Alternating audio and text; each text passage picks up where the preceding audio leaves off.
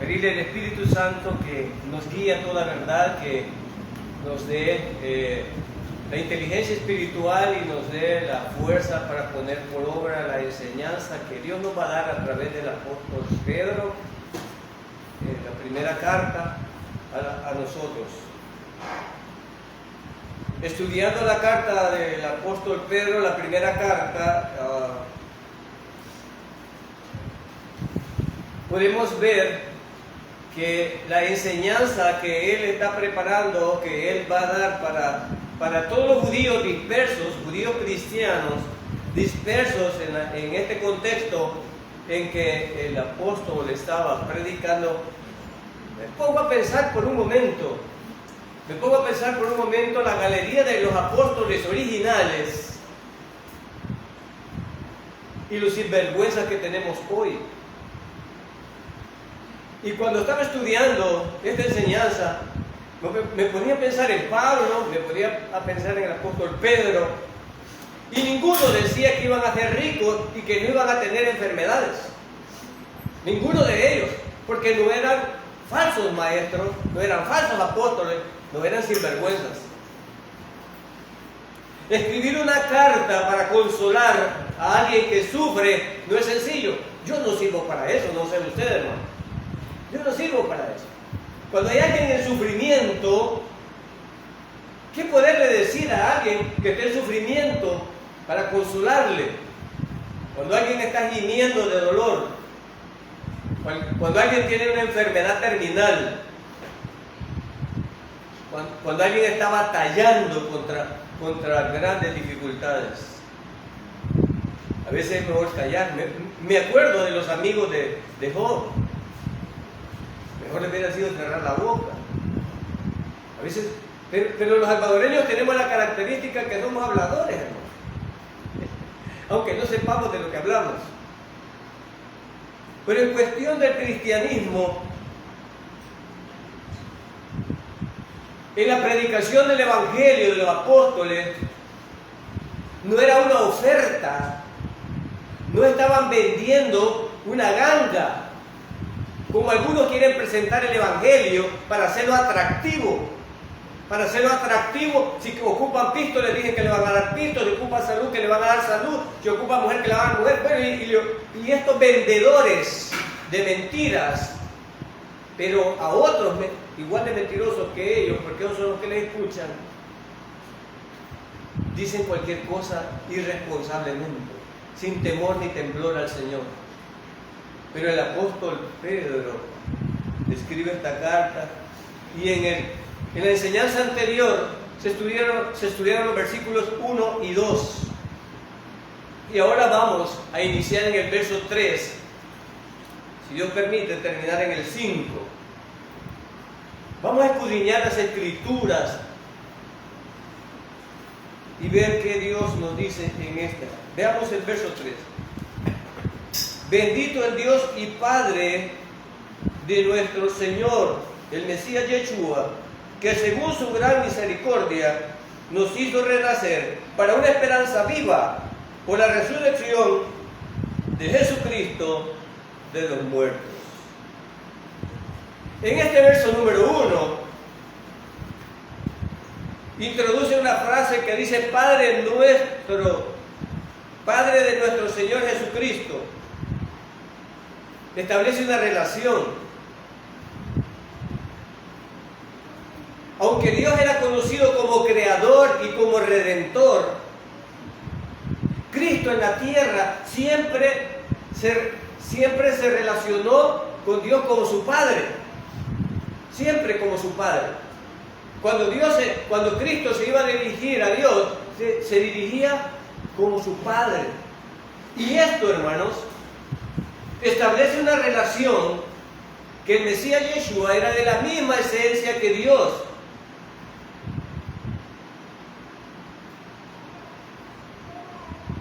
En esta primera enseñanza podemos ver que el Señor reconocía al Todopoderoso como su Padre. La única vez que no lo reconoció como su Padre fue la vez que estaba en la cruz y estaba muriendo. Vayamos a Mateo 27, 46. Mateo 27, 46. Mateo 27, 46.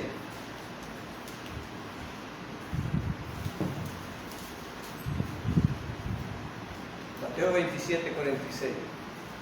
Cerca de la hora novena, Yeshua clamó a gran voz diciendo, ¿dijo Padre? ¿Dijo Padre? No dijo Padre. Es la única vez. Elí, Elí, lama sabactani. Es la única vez que él, curiosamente, no se dirige a él como Padre. Podemos especular un montón de cosas, pero solo quería probar que esa vez no se dirigió a él como Padre, las demás veces sí. Entonces cuando el Mesías decía que él era su Padre, era de la misma naturaleza. Es como cuando nosotros decimos que yo soy padre de alguien, ese hijo lleva mi misma sangre, mi misma naturaleza, la misma naturaleza o esencia que el Padre.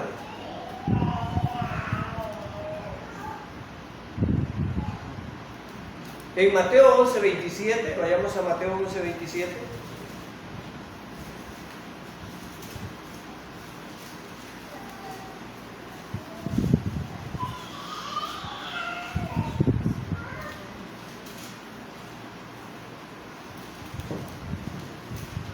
Dice el Señor, para demostrar esta misma esencia, dice, todas las cosas me fueron entregadas por mi Padre, y nadie conoce al Hijo sino el Padre, ni al Padre conoce a alguno sino el Hijo, y aquel a quien el Hijo se quiere revelar. Hermanos, se demuestra la íntima relación entre el Señor Jesús y su Padre. Siempre Él estaba demostrando esa esencia. En otra parte el Señor dice, el Padre y yo, uno somos. Y este es un punto teológico grande. Muchas personas inclusive han desistido de la sana doctrina porque alguien les ha dicho, ustedes creen en un Dios de 3 cabezas. Porque la esencia entre el Padre, el Hijo y el Espíritu Santo le es difícil entenderla y es obvio, hermano, porque alguien finito no puede entender cosas infinitas, nunca. Déjame ilustrártelo de esta manera. Yo no puedo en un envase de 1 litro meter un barril de agua, no tiene la capacidad, no la tiene. Entonces el misterio de la Trinidad no la podemos entender, pero déjame ilustrártela de esta manera, por ejemplo. Cuando el Señor dice que y se unirán a su mujer y serán una sola, ya no son más 2, sino que son uno. ¿Podemos entender eso, hermano? ¿Podemos entender el mensaje de lo que quiere decir eso? Nosotros no tenemos problemas cuando dicen, bueno, y ahora son solo uno. Ok, nos hemos unido. Hay una unión entre la esposa y el esposo, y algo que Dios dice, ahora los hace uno, pero al mismo tiempo son 2. Pero ahora son uno. Algunos matrimonios nunca llegan a ser uno, pero Dios dice que son uno. Entonces nosotros podemos entender que Él y el Padre son uno.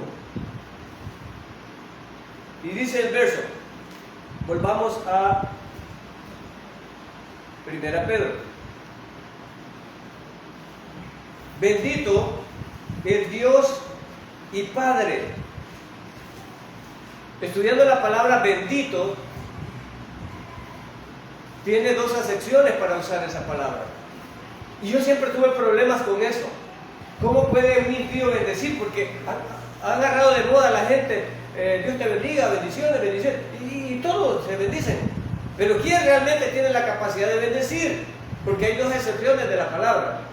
En este caso, en este verso, la excepción de la palabra, es decir, sería ridículo la primera excepción que es de bendecir, porque la segunda excepción es de santo, santo, bendito, o sea, santo, sería la segunda. ¿Por qué? Porque ¿cómo podría bendecir un impío a Dios? ¿Podría? Cuando Dios es el supremo y es el que nos bendice a nosotros. Pero un miserable no puede bendecir a Dios. Pero cuando yo digo bendito Padre, estoy diciendo Santo Padre. En esa excepción, la palabra bendito está en este verso. Ahora, quien nos bendice a nosotros es nuestro Padre. Él nos bendice a nosotros porque Él es poderoso para bendecir. Yo puedo bendecir a mis hijos, les doy la mesada, les doy dinero y le doy protección. Pero mi hijo no puede bendecir a mí porque Él depende de mí. Explico esto ya claro. Entonces la palabra ahí dice bendito, o sea, santo, el Dios y Padre nuestro. Pedro se incluye ahora, ¿verdad? Ahí dice bendito el Dios y Padre de nuestro Señor Jesucristo.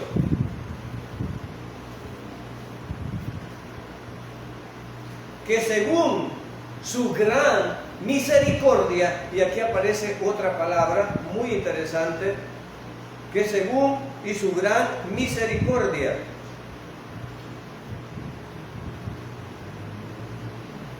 Y esa palabra misericordia, porque quería saber realmente qué significa esa palabra misericordia. ¿Quién tiene misericordia de quién? Misericordia es la capacidad de compasión y amor que tiene uno por un desgraciado, por alguien que está en desgracia, alguien que está enfermo, alguien que está pobre, alguien que está necesitado. Entonces yo tengo misericordia, no es relación mía entre esa persona y yo, es simplemente me muevo a misericordia. Significa que esa misericordia es gratis, es decir, el tipo no tiene ninguna relación conmigo, no más la compasión que Dios me hace sentir por esa persona. Ahora, Pedro, a todos los judíos que están sufriendo persecución, que dejaron su casa, dejaron todo su bienestar, y por creer en el Evangelio están siendo perseguidos por un imperio. Y ahora ellos no tienen nada, andan con su familia, su esposa, teniendo todo, lo dejaron y ahora no tienen nada y andan huyendo. Esto lo pueden entender las personas que van para Estados Unidos y llegan, hermanos, sin nada. Allá. Nosotros tal vez no lo sentimos porque tiene hogar, tiene techo, tiene todo. Pero llegan sin nada ya. Entonces la palabra misericordia, pero dice no solo misericordia normal, una misericordia normal, bueno, yo tengo compasión de alguien. Pero aquí Pedro le está diciendo a todos estos perseguidos, le está diciendo que según la grande, y agrega esto, la grande misericordia, porque para la humanidad debía de tenerse grande misericordia, no solo misericordia, porque hermanos, somos tan traicioneros, somos una pudredumbre desde la planta de los pies hasta las coronillas de la cabeza, somos perversos y nuestra naturaleza es constantemente al mal. Donde hay hombre hay corrupción, sea en cualquier institución, donde hay hombre hay corrupción. Ahora, un Dios puro y santo, tener una relación con alguien corrupto era solamente por una gran misericordia. Ahora me pongo a pensar por un momento que algunas personas creen que tienen una relación con Dios por su santidad, por sus obras o por su conducta. Pero eso es nada comparado con la grandeza de Dios. Entonces Pedro le dice a estos que están siendo perseguidos, bueno, las palabras que él está usando para consolar a estos perseguidos no es darles mentiras, no le está diciendo nada les pasará, los soldados se van a morir antes de hacerles algo, no los van a quemar. Hermano, quiero que sepas que en este tiempo a los cristianos ponían una estaca, los empalaban, es decir, se la metían por el ano y la harían por la boca, les echaban aceite y los ponían como antorchas y los quemaban, y eso era la gracia de los emperadores. Otra era que soltaban unos leones hambrientos en el círculo romano y luego tiraban unos cristianos para divertirse todos viendo cómo se los comían. Quisiera un apóstol de estos pícaros predicándoles a eso. No, aleluya, no les pasará nada. ¿Cómo que no les pasará nada? Murieron, fueron quemados. Personas que tenían quizás mejor testimonio que nosotros. ¿Cómo animar a esas personas? ¿Qué mensaje darle? Un mensaje de la prosperidad. Pero Pedro escoge sus palabras y dice: bendito, santo sea el Dios y Padre de nuestro Salvador, que según su grande misericordia. Pedro está apuntando a que no vean el sufrimiento en este momento, sino que vean el regalo que Dios nos ha dado, siendo nosotros pecadores. Gloria a Dios. Pedro le dice, no les miente, no les está diciendo, Dios nos librará. Nos gusta recitar y pasaremos por el fuego y no nos vamos a quemar, pasaremos por el agua y no nos vamos a mojar. ¿Cuál? Cerró boca de leones y estuvo en el horno. No, Señor, eso fue con ellos. Si me lo meten en el horno del pan ahorita, les juro que sale achicharrado. Pedro no está mintiendo. Pedro tenía que predicarle a esta diáspora, a estos hermanos que por Cristo, de hecho, ya andaban huyendo. ¿Qué les digo? Una mentira, como nos dicen los doctores cuando tienes cáncer. Cuando el hígado se te acabó y le dicen, salga usted, voy a hablar con su pariente. Y no sé por qué los doctores, a mí me da cólera que me engañen, no sé usted. Ya va a estar bien, usted va a estar bien, salga. Tu pariente está podrido, le dicen al otro.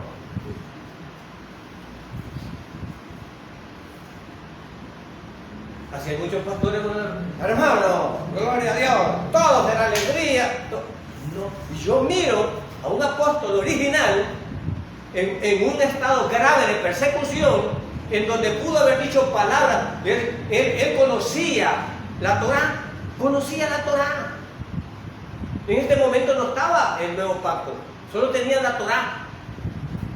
Él la conocía, pudo haber citado la Torá, pudo haber citado lo que había pasado allá, pero no. Pedro, usado por el Espíritu Santo en esta enseñanza, los enfoca y le dice: bendito es Dios y Padre de nuestro Señor Jesucristo, que según su grande misericordia, es decir, nosotros, Dios nos ha visto no por haber algo bueno en nosotros, sino por su pura misericordia, compasión. No es por lo que yo hago, no es por cómo me he visto, no es por lo que he hecho, no. Simplemente Él tuvo una grande misericordia. Gloria a Dios. Porque cada vez que nos vemos, hermanos, como dice el apóstol Pablo, si nos examinásemos a nosotros mismos, no fuéramos. Cuando yo me examino me doy miedo, no sé usted.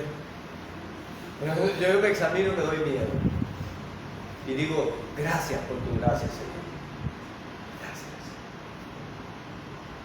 Entonces, este apóstol no dice mentiras a una congregación. Y yo no te diré mentiras, hermano. Yo no sé cuál es el sufrimiento que tienes hoy. Yo no sé si es una enfermedad, hígado, páncreas, riñones, aparato respiratorio, corazón, insuficiencia renal, arritmia, ansiedad, depresión. No lo sé. ¿Qué te agobia? Sin trabajo, frustrado, no te sientes desarrollado, no le hayas rumbo a la vida. No lo sé. Pero este mensaje que el apóstol Pedro está dando, inspirado por el Espíritu Santo, les dice: ¿sabes qué? No mires lo que te está pasando en este momento. Quiero explicarte lo que Dios nos ha dado por lo que ustedes están tolerando. Es decir, estaban poniendo los ojos no en lo que estaba ocurriendo, sino en el Señor más alto. en lo que Él les iba a dar. Y le dice Él, grande misericordia. El Señor proveyó una salvación gloriosa para la humanidad por pura misericordia. Los pecadores necesitamos misericordia. De otra manera no alcanzaríamos salvación. Leamos Efesios 2:4. Efesios 2:4. Vayamos a Efesios 2:4.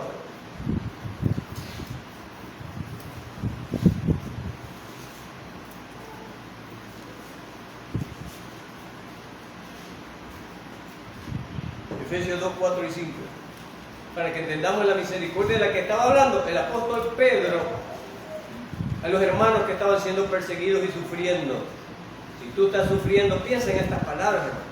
El apóstol Pedro nos seguirá consolando en su carta, pero quiero que nos concentremos ahora en estos versos. Y dice en Efesios capítulo 2, versos 4 y 5, dice: pero Dios, que es rico en misericordia, por su gran amor con que nos amó.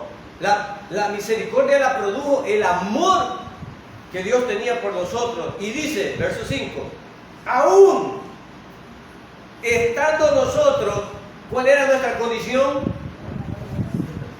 Alguna gente cree que Dios la va a amar por su santidad, por su gabán que anda puesto, por la mantelina, porque anda de manga larga, porque anda de zapatillas. Eso es ridículo. Dios no los amó por eso. Si tú lees el verso número 5, dice, aún estando nosotros muertos en pecado. Su amor por nosotros fue estando en nuestra condición de ¿qué? De pecadores. No estábamos ni siquiera salvos. Estábamos en la condición de ¿qué? De pecadores. ¿Y cuál era nuestra condición? Muertos. Muertos. Así es que el amor de Dios no es por algo que tú hayas hecho, porque ibas a hacer, simplemente tuvo compasión, misericordia, por su gran amor.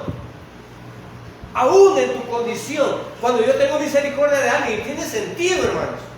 Yo no tengo misericordia de un rico, tiene todo. ¿Quién nos conmueve a misericordia? La gente necesitada, ¿no es cierto?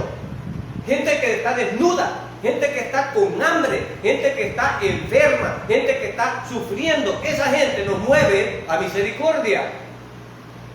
Entonces el Señor, cuando vio la humanidad podrida en nuestros pecados, le movió a misericordia.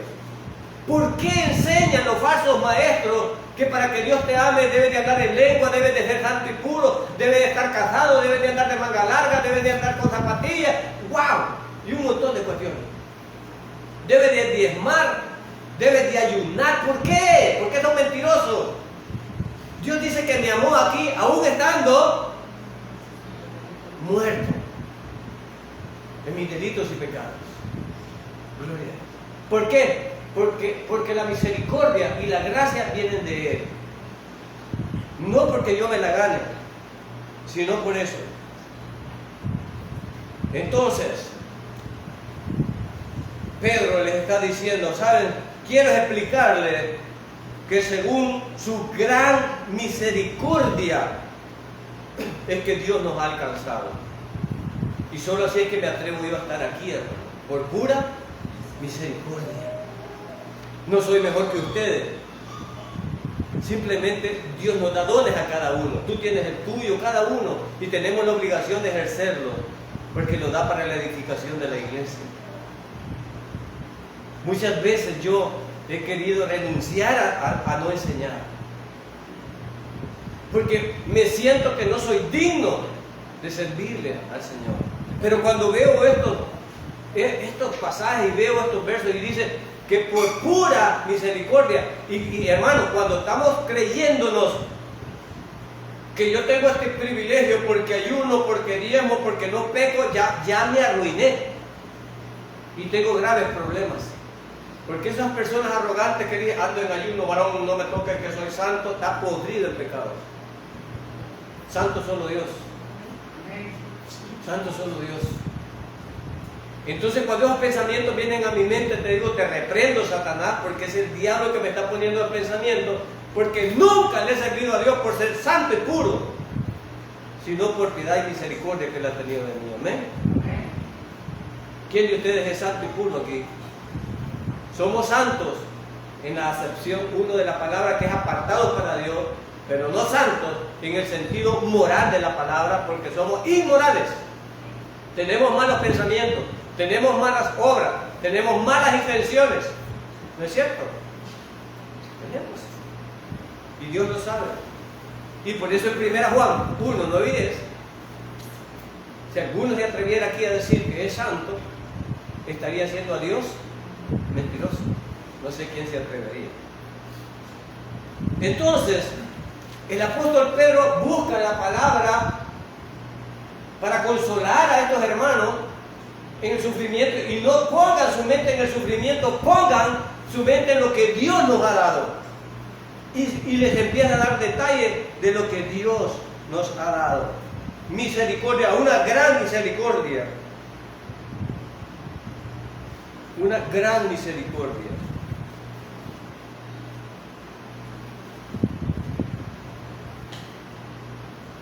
Y viene otra palabra en el verso que Pablo usa para consolarlos, y les dice: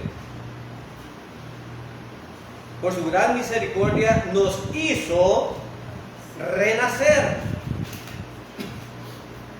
Y me puse a pensar en esta palabra, renacer. Nos hizo renacer.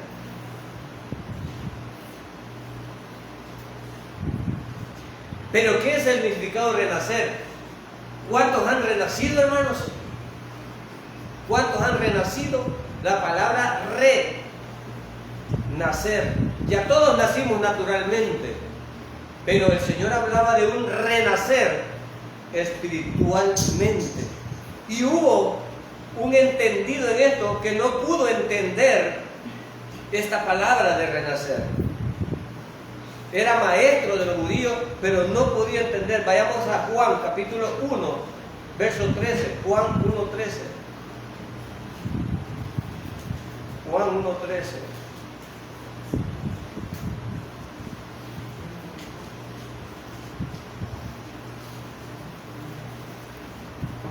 Juan 1, 13. Leamos el 12 y el 13. Entonces, Pedro le dice: bueno, bendito el Señor y Padre nuestro, que ha tenido una gran misericordia para nosotros, y por esa gran misericordia, oiga bien, por esa gran misericordia, no se me pierda, no por su conducta, no por los diezmos, no por el ayuno, no por la forma de vestir, por esa gran misericordia nos hizo, ¿qué dice el verso? Renacer. ¡Wow! O sea, por la misericordia, no es por una acción mía, sino por esa gran misericordia. Y él lo va a explicar, veamos cómo lo explica aquí, verso 12. Mas a todos los que le recibieron, a los que creen en su nombre, les dio potestad de ser hechos hijos. O sea, la acción es creer, y me da la potestad de ser hecho hijo de Dios. No porque ando de manga larga, no porque diezmo, no porque ayuno, no. La acción que me llevó a adjudicarme el adjetivo de ser hijo de Dios es el hecho de haber creído. ¿En quién? En Él. Y veamos el siguiente verso. Verso 13. Los cuales son engendrados de sangre, los cuales, perdón, no son engendrados de sangre, ni de voluntad de carne, ni de voluntad de varón. Es decir, no interviene acción humana, no interviene ninguna acción humana, sino que ¿de quién es la acción? Gloria. ¿De quién es la acción? ¿Por qué la iglesia, los falsos maestros le cargan a la gente? Dejen de fumar, dejen de beber, ayúdalo después un montón de reglas, y creen que cuando ya se presentan al pastorcito considerados limpios, ahora sí hijos de la iglesia. ¡Qué falsa enseñanza! ¡Qué falsa enseñanza! Aquí dice que la acción de renacer, que la acción de ser engendrado de nuevo, ¿es de parte de quién? De Dios. Cuando yo he creído. ¿En qué? En el Evangelio. Mas a todos los que le recibieron. Y esa es la forma de renacer de nuevo. Entonces Pedro les está explicando el privilegio que tenemos los creyentes, el que Dios nos haya tomado en cuenta y que nosotros tenemos que ser regenerados, es decir, nacidos de nuevo. Ahora, hermano, aquí viene un gran dilema. ¿Cuántos realmente han renacido? Renacer significa volver. Bueno, Nicodemo decía, voy a volver a entrar al vientre de mi madre, porque no lo entendía. No, nacen de nuevo cuando el Espíritu Santo, cuando tú crees y el Espíritu Santo llega a ti, ahora tienes una nueva naturaleza, porque eres una nueva criatura, porque el Espíritu Santo está en ti. Y el Espíritu Santo en ti, pregunto, ¿el Espíritu Santo es inútil? ¿El Espíritu Santo es inútil? Entonces los hermanos que han nacido de nuevo no pueden ser los mismos viciosos, mentirosos, mañosos, como cuando hay robagallinas, saltamuros, pireperos, nada de eso. Eso eran antes. Ahora son nuevas criaturas. Pero si sigue haciendo lo mismo y me dice que ha nacido de nuevo, bueno, ese es un problema entre Dios y él, pero ante los hombres está perdido. Ese nuevo espíritu dentro de mí hace que mi conducta sea diferente, no para ser salvo, sino porque soy salvo. Es decir, que cuando por la gracia de mi Señor me regala el Espíritu Santo, entonces yo nazco de nuevo y siendo salvo, mi conducta de aquí para allá, el Espíritu Santo que me llena, empieza a regenerar mi vida. Si no estaba casado, me caso. El que roba, no roba más. Y empieza a ordenar su vida, gloria a Dios. ¿Por qué? Por el poder del Espíritu Santo. Pero no me va a decir usted que el Espíritu Santo es inútil y que usted ya es salvo y sigue en la misma situación, en la misma vida que tenía antes. No puede ser. No puede ser.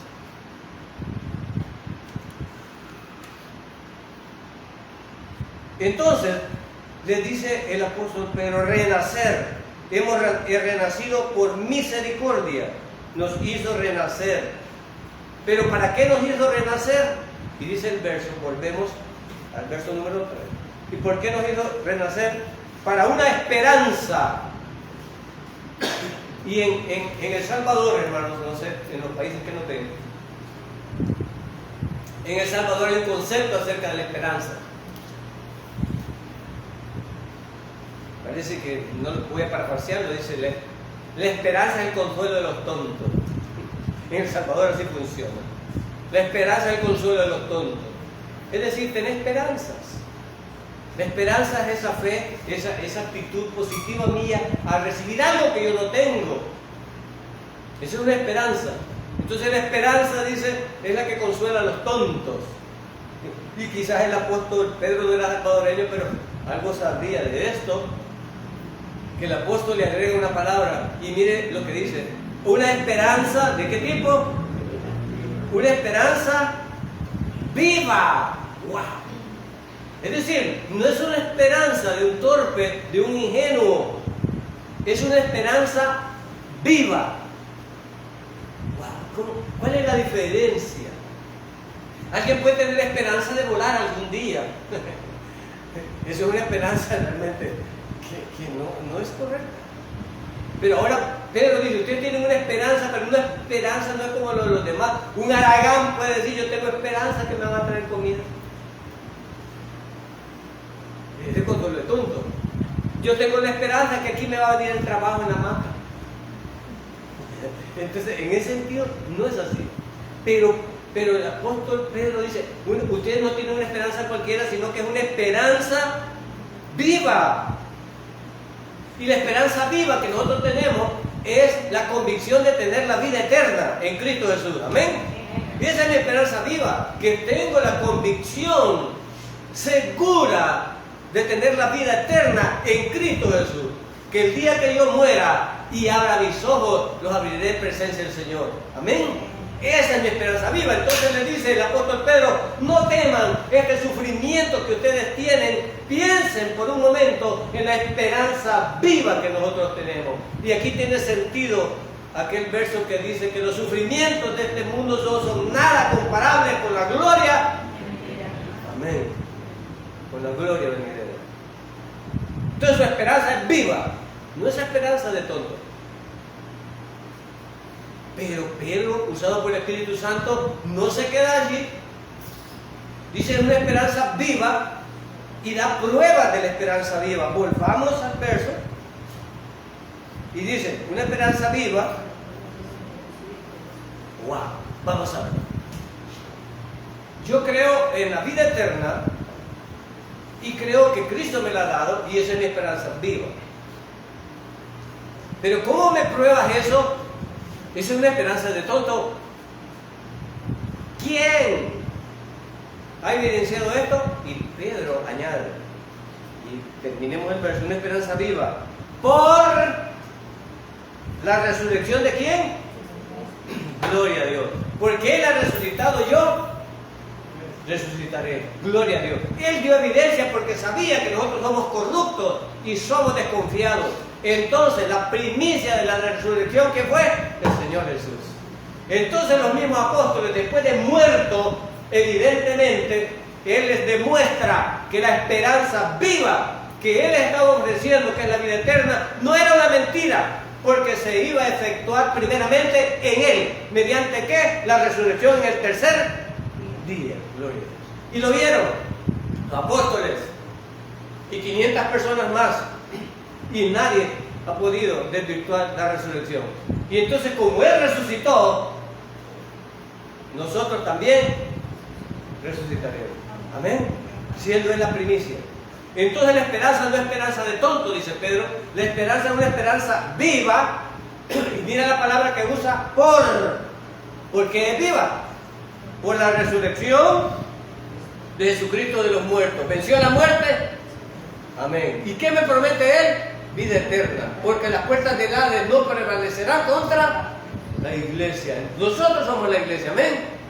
Entonces la muerte no prevalece contra nosotros. Esa es nuestra esperanza viva. Aleluya. Cualquier sufrimiento que yo estoy teniendo, cualquier agobio, cualquier desesperanza, cualquier agonía, la depresión, porque son espíritus inmundos que me oprimen, hermano. ¿Y oprimen a los creyentes? Flojos sí. Oprimen a los creyentes, flojos sí. No los poseen, pero los oprimen.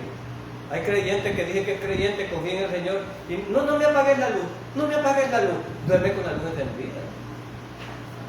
Hay creyentes que nomás cae un trueno, ¡pum! No hay para dónde agarrar, hermano. Y dice que confía en el Señor. Hay creyentes que están siendo agobiados por malos espíritus, no poseídos, pero agobiados por celos, desconfianza, envidia, rencor, chambre, por todo. Está siendo agobiado. ¿Por qué quiere? ¿Recuerdan qué le pasaba al rey Saúl cuando andaba queriendo matar al rey David? ¿Recuerdan? Que lo agobiaba un espíritu y que solo cuando David tocaba, se sentía. Hay hermanos que solo con las pastillas o solo dormiditos se sienten bien. Luego les viene la depresión y la preocupación. Pero dice él, ustedes tienen una esperanza viva. Y esa esperanza viva, con pruebas evidentes de que Dios los va a resucitar. ¿Qué les estaba diciendo Pedro? Aunque ustedes estén, el que cree en Cristo, aunque esté muerto, gloria a Dios. No les estaba mintiendo, les estaba diciendo que un ángel los iba a apartar, que iban a volar, que cuando les tiraran la nada, que cuando se los iban a comer los leones les iban a caer los dientes. No les estaba predicando. ¿Corrían el riesgo de morir? Sí, pero les decía Pedro, pueden morir, pero tienen una esperanza viva y es la resurrección en Cristo Jesús, por su misericordia, y esa promesa la tienen. Aférrense a eso y Satanás huirá. Gloria a Dios. Gloria a Dios. Estoy agobiado por un cáncer. Estoy agobiado por la muerte. El hermano Jorge estaba diciendo, me quedan 9 años. Tenemos la misma edad. No, le dije yo, no señor, no le doy tanto. No le doy tanto. Yo quiero más. Porque cuando lo ves así, solo 9. Yo es poquito, hermano. 9 años pasan un suspiro. Pero es la verdad. Venía hablando con mi esposa y vi una reflexión de dos que estaban enfrente del mar, sentados, Y le dice uno al otro, ¿sabes? Un día hemos de morir. ¿Qué? Un día hemos de morir. Sí, un día. Pero hoy no, disfrutémoslo. Hermano, un día hemos de estar con el Señor, amén. Este sufrimiento no va a ser eterno. Este sufrimiento va a acabar. Y Dios nos dará la fuerza. Pedro estaba predicando la verdad, no podía mentir. No podía mentir y él está dando la garantía. Pero no está dando una predicación barata. De dinero, No. Hay gente que viene a la iglesia porque viene enferma y viene con la esperanza de que Dios le remiende como que es el parchero, todos los errores que tiene detrás de él. ¿Dios puede hacerlo? Sí, pero no es ese su primer interés. El primer interés del Señor es salvar su espíritu. Ese es el primero. Lo demás será añadidura. Algunos vienen porque son bolos y quieren dejar el vídeo. Aquí no es AA. Aquí es CG, Cristo Jesús. Amén. Aquí no es AA. Ni tenemos 12 pasos para dejar vídeo. Aquí es por el poder de ES, del Espíritu Santo. Amén. El Espíritu Santo. Aquí hay testimonios de que de un día para otro dejaron de fumar. Dejaron de beber. Amén. Por el poder del Espíritu Santo. Verso 4. Para una herencia, wow, y aquí viene. Están seguros, ya les explicó qué es lo que Dios nos va a dar y ahora les dice, esa herencia que Dios nos está dando, o sea, la vida eterna, es una herencia, ¿qué les dice? Incorruptible, gloria a Dios. Y cuando dice que es una herencia incorruptible, lo que está diciendo es que la salvación es segura. Nadie la puede corromper, gloria a Dios. Nadie la puede corromper si la tienes, hermano. Quiero aclarar, eso es si la tienes. Porque el que no tiene la salvación no la puede perder. Nunca la ha tenido. ¿Habrá en la iglesia gente? No, yo no voy a tocar ese tema. Pero el que ha creído en Cristo y ha confiado en que su sacrificio es suficiente para el perdón del pecado, ha sido salvo. Amén. Y tiene esta herencia incorruptible por la gracia y gran misericordia del Señor. Si lo creen. Alguien puede decir, usted habla de libre albedrío. ¿Tenemos libre albedrío? El concepto de libre albedrío, que algunos dicen que los hombres no son capaces de buscar a Dios. Pregunto, los que están escuchando este mensaje, ¿tienen la capacidad de creerlo o no? ¿O hay algún demonio o algo que le está diciendo, no la escuches, eres incompetente? No, tiene la capacidad de creerlo o no. Eso significa que es responsable ante Dios. Amén. Cuando Dios haga el juicio un día le dirá, tú escuchaste la verdad. No, Juan, yo no pude, era incapaz. ¿Cómo no? Escuchaste la verdad, pero no la creíste. Pero somos responsables ante Dios, porque el mensaje lo escuchamos. Los que me ven por internet que están escuchando este mensaje, tienen dos opciones: creerlo o rechazarlo. No pueden decir que no entiendo, no, sí está entendiendo. O sea, ya es responsable ante Dios si no lo cree. Entonces dice él, para una herencia incorruptible, incontaminada. Primero no se corrompe. Déjame ejemplificarte corromper. Bueno, se corrompe en sistemas, pero déjame, el hierro. Si hay el hierro con el agua se corroe. Algo que se corrompa a la leche, ¿verdad? La leche puede corromperte y te da rojo. Bueno, eso es corromper. Dice, la salvación no se corrompe. La herencia que Dios te está dando. Segundo, no se contamina. Como el agua, como el aire, como todo lo que el hombre hace, se contamina. Pero la salvación, la herencia segura del Señor, se dice, no se contamina. ¿Estás comprendiendo por qué la salvación es segura si la tienes, hermano? No porque lo digo yo, sino que el Espíritu Santo a través del apóstol Pedro le está diciendo, la herencia de ustedes es segura, porque es por misericordia de Dios, porque es por gracia. Y no se si yo la tengo, algunos dicen, me la quitó el Señor. ¿Por qué? Porque pequé. Entonces es corruptible. Y fuera temporal. Pero no, Pedro les está diciendo, les está asegurando a los hermanos que están sufriendo que pase lo que pase, ellos van a resucitar. Amén. Porque su herencia es incorruptible, incontaminable e inmarcesible. Miren qué bonitas estas flores. Pero ya pasado mañana, como dice el hermano Jorge, dentro de 9 años, miren qué bonito estoy. Pero dentro de 9 años estamos marchitados. Estamos marchitados. Pero la herencia y la salvación se marchita. No, Dios no te la quita, no se marchita, se mantiene. Es lo que Pedro, a menos que creas que Pedro es mentiroso. Si un líder que ha dicho lo contrario y cree que el líder vale más que el apóstol Pedro, que lo escogió el Señor, no sé, entonces, si tú creas eso. Pero Pedro está diciendo 3 características de la herencia de la salvación que Dios nos da, que no sucede con la salvación, no se marchita, no se marchita. Dice, reservada en los cielos para gloria a Dios. El día de antier fuimos a pasar consulta con mi esposa. Y por la enfermedad de mi esposa, pues, así con la edad que tengo, hermano, hemos madrugado a las 1 de la mañana, a las 2, a las 3, me ha tocado manejar desde aquí hasta Santana, de Santana hasta San Salvador, de San Salvador hasta aquí, así como lo ves. Dios ha sido tan lindo, no es que sea hábil, ni veo bien, uso lentes, bajo tormenta, bajo todo, y Dios me ha guardado de todo mal. Gloria a Dios. Pero lo que quiero explicar es que mi esposa ya calculó que edad, porque me viene viendo cuando manejo para ver si voy, porque manejo dormido, les cuento. Manejo dormido. Mi esposa que aflige, ella no puede descansar porque viene viendo.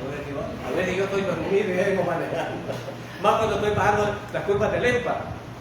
Va despierto, sí, porque yo me pongo unos lentes oscuros, hermano. Entonces ella lo viene ahí. A veces me da dulce, me da agua para que yo me despierte. Porque no manejo. Entonces, calculando eso, mi esposa le dice: este viejo ya no, que me va a llevar para ciego antes de tiempo. Digo, mi esposa, y quiero explicarle este verso. Y digo, voy a reservar una habitación en un hotel. Y vino mi esposa y reservó una habitación en un hotel para que no madrugáramos. Fuimos un día antes y luego el siguiente día estamos en San Salvador porque reservó. Entonces, cuando miro este verso, donde dice aquí en el verso 4, herencia incorruptible, contaminable, inaccesible, una esperanza viva, ¿dónde está Jesucristo? De los muertos. Aquí, en la parte de reservada en los cielos. Miren, cuando yo llegué con mi auto al hotel y me salió un muchacho, ¿qué quieren? Ya tenemos reservación. O sea, yo iba seguro, ¿no? Iba seguro. ¿Cómo me iba a detener ese hombre? Porque tenía el portón bocatado. Y yo paro el carro frente al portón y llega y de cerca ahí y bajo el vidrio. ¿Qué? Tenemos una habitación reservada. Ahora entiendo esto. Bendito Dios. Cuando yo me muera y abran los ojos, hermanos, ¿dónde voy a buscar la reservación mía? No agarre para abajo, maestro. No me agarre para abajo. Yo la tengo reservada. Y ya sabían que en los hoteles hay de toda categoría, hermano. Hay de toda categoría, hermano. ¿Ya?